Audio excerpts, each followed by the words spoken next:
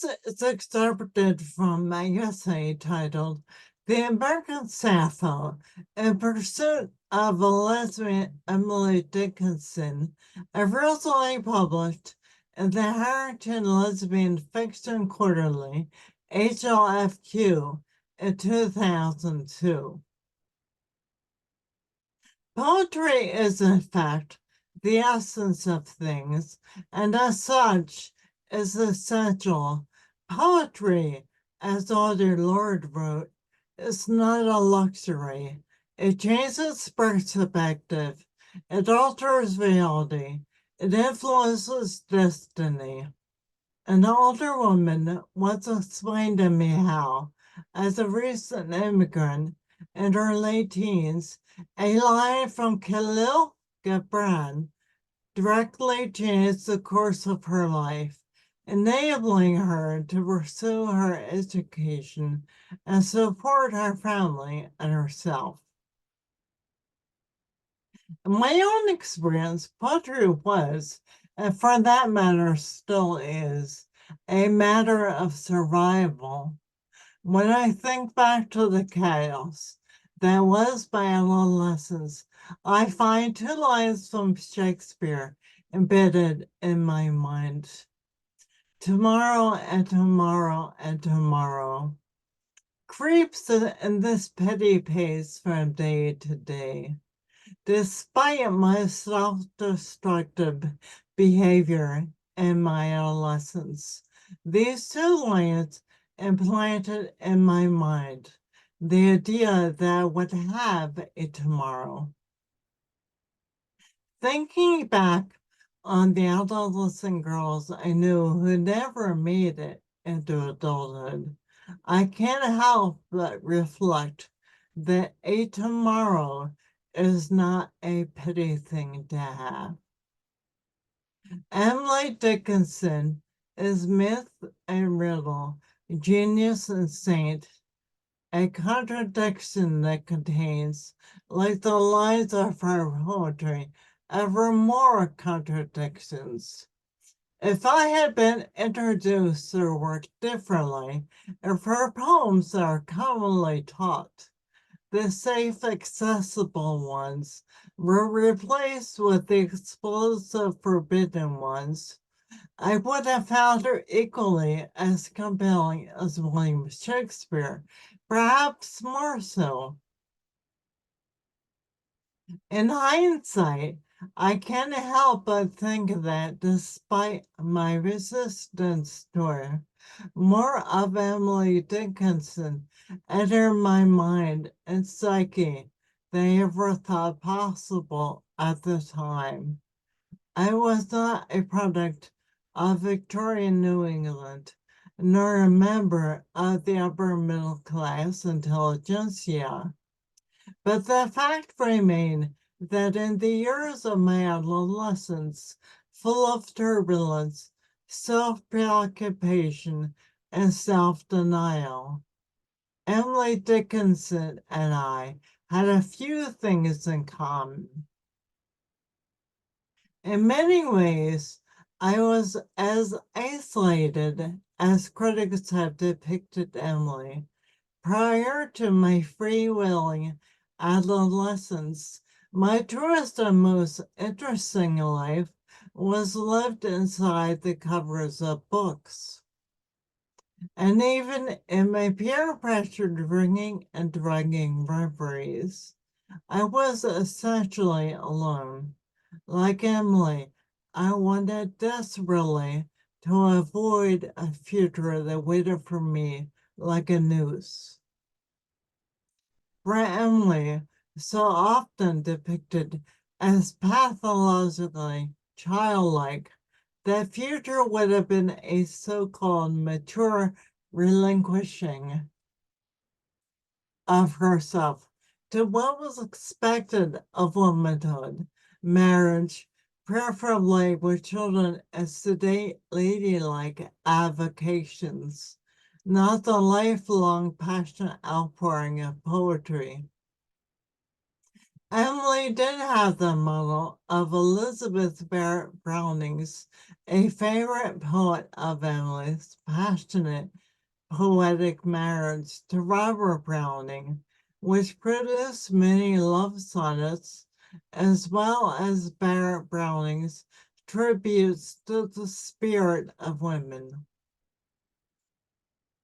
But in Emily's time, Elizabeth Barrett Browning was an exception, and 100+ years later, when I was a teenager, heterosexual marriage was still something expected of young women from all class backgrounds. It was an expectation that was hell-bent on avoiding. Like Emily, I wasn't going to become a lover of women. I was out of touch with myself and my lesbian sexuality as an adolescent. A fact that stood like the eye of the storm in the midst of my self-destruction. My life was also a loaded gun, a sentiment Emily had expressed in her poem. My life had stood a loaded gun. In 10th grade, I wrote a poem that won a contest in my English class. The poem, long since gone, entitled Wow Man, or something along those lines, was a typical 1970s influenced ode to disillusionment, culminating in the last line, "There's no pot of gold at the end of the rainbow." I was, in my nascent poems and in my younger life, obsessed with death. Emily faced her preoccupations with mortality head on, as illustrated by the opening stanza of her poem. I heard a fly buzz when I died. The stillness round my form was like the stillness in the air between the heaves of storm. In Emily Dickinson's poems, death was an escape, but it was something else also, a state of its own, a transformation into nothingness, a stillness at the center of everything. Her poem that begins, "I felt a funeral in my brain, and mourners to and fro, kept treading till it seemed that sense was breaking through," entered my mind as I read it over and over until I, along with Emily, entered the second stanza. And when they all receded, a service like a drum kept beating till I thought my mind was going numb. The poem was like a shawl pressed on my ear, and in the third stanza, I listened hard with Emily, and then I heard them lift a box and creak across my soul with those same boots of lead again. Then space began to toll.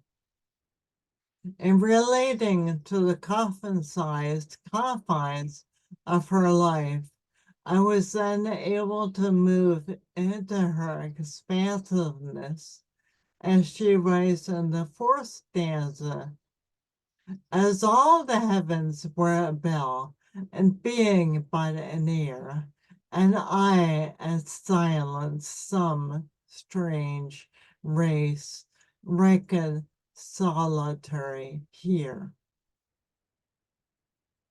This is where the poem ended for me for years, since at least one version of her selected works the editor had neglected to put in the last stanza. Then one day, when I picked up The Complete Poems of Emily Dickinson, edited by Thomas H. Johnson, I discovered the poem's final stanza as Emily had written it. This poem had taken up residence in my mind for years, since I committed its loose, not quite rhyme, so typical to the work of Emily Dickinson, with her standard ballad meters composed of alternating 4 and 3 beat lines to memory. And since the poem had become, in essence, part of my own rhythms, its meter flowing in my own breath, its cadence pounding in my blood, I could easily make the transition with her until the last stanza, and then a plank and reason broke, and I dropped down and down, and hit the world at every plunge, and finished knowing that. Emily Dickinson first entered me completely with this poem. Like Dante, I had found my guide. He had his Virgil guiding him through the realms of hell. And as for me, well, I had Emily reaching out her hand, beckoning me to walk with her to the edge of my life. When I came out as a lesbian, poetry returned me to myself. My love for women wasn't the only thing I had been suppressing. With it was my love for myself and the essence of my life force, poetry. I hadn't yet precisely put my finger on it, but there's something implicitly lesbian about some of the verses of Emily Dickinson. Later, I would identify it as the interiority of the language. Consider, for example, her poem that begins Wild Nights, Wild Nights. Wild nights, were I with thee. Wild nights should be our luxury. Futile the winds to a heart in port, done with the compass, done with the chart. Rowing in Eden, ah, the sea, mighty more tonight than thee. Wild Nights is a poem of passion, of longing, and ultimately a request by the narrator to moor tonight, this mysterious thee.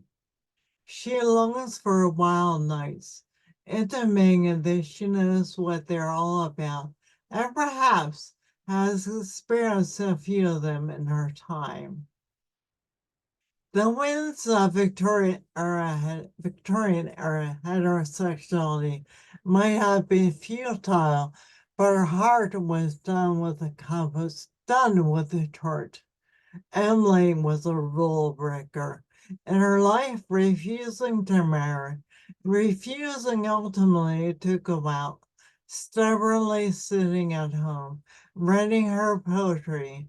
In her writing, her poetry was seen as obscure, too far from the norm to be considered publishable, and in her love for women. In particular, Susan Huntington Dickinson, Emily's sister-in-law, who received the most correspondence and letter poems from the poet. The last stanza, Rowing in Eden, borders on the explicitly sexual, with Emily as the agent of desire, the rower as opposed to the one who is rowed in. Her beloved is Eden, the sea, the vastness of two women together. Emily is not asking to be taken, to be possessed or vanquished, most definitely the literary metaphors used by the writers of the time, including the Romantic Victorian and post-Victorian era female writers, Austen, the Bronte sisters, and later the two Georges, Sand and Eliot. Emily wishes to row, to moor, to rest inside of her lover, which in realistic anatomical terms would imply that she had a woman in mind. Not surprisingly, since I've long had a thing for the passionate stirrings of lesbian poets, Emily Dickinson had gotten her hooks into me. I returned to her verses again and again, committing a few more of them to memory.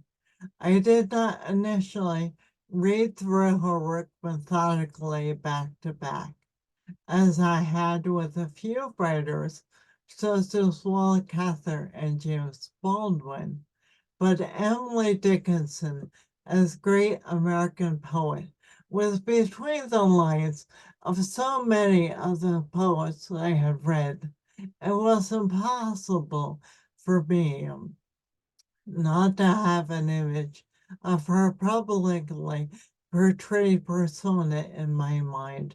She was a spinster, a recluse dressed in white, the eternal virgin who had little, if anything, to do with the men. And now, with my mind awakened to the fact of Emily's longings for wild nights, she had taken on quite another dimension. When I think about Emily Dickinson, I also think about Sappho. Unlike Sappho, Emily did not go down, so to speak, in history as a lesbian of note. But like Sappho, Emily had also actively pursued her desires. She had no hesitation in stating what she wanted, especially from her beloved Sue. And she also did not shrink from writing of the anguish that came from having what and whom she loved so dearly withheld from her. Those,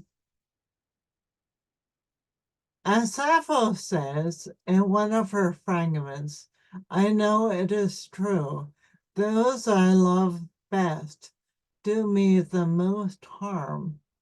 Emily Dickinson never made any distinct mention of Sappho in her correspondence or her poems. But when I look at two of their poems side by side, there is no doubt in my mind that Sappho was an influence on Emily. Like the sweet apple turning red at the top of the highest branch, forgotten by the apple gatherers. No, not quite forgotten, for they could not reach so far. Heaven is what I cannot reach, the apple on the tree. Provided it do hopeless hang, the heaven is to me. The color on the cruising cloud, the Antardita land, behind the hill, the house behind. There paradise is found. Her teasing purples afternoons, the credulous, the coy, enamored of the conjurer, that spurned us yesterday. The first is a fragment from Sappho.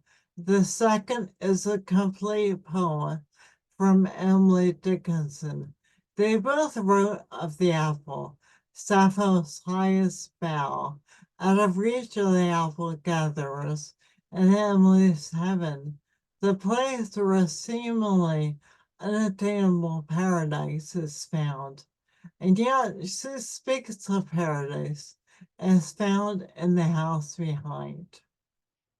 Is she telling us something then? That she and Sue did have their piece of paradise? Sue and Austin's house was slightly behind and to the side of the family home where Emily lived. Sue was said to have been lovers with Emily, and Sue's husband, Austin, who was Emily's brother, had a mistress, the her who was teasing purples afternoons. Might well have been Sue, the inhabitant of the house. And if there's pleasure, which is obvious from the poems, there is also, as evidenced from the poems, torture. There was the husband, the children, and no doubt the reluctance of Sue to climb too far out on a limb. For the eccentric Emily, Sappho, too, wrote some of her best love poems for women who lived far away or who were otherwise unattainable.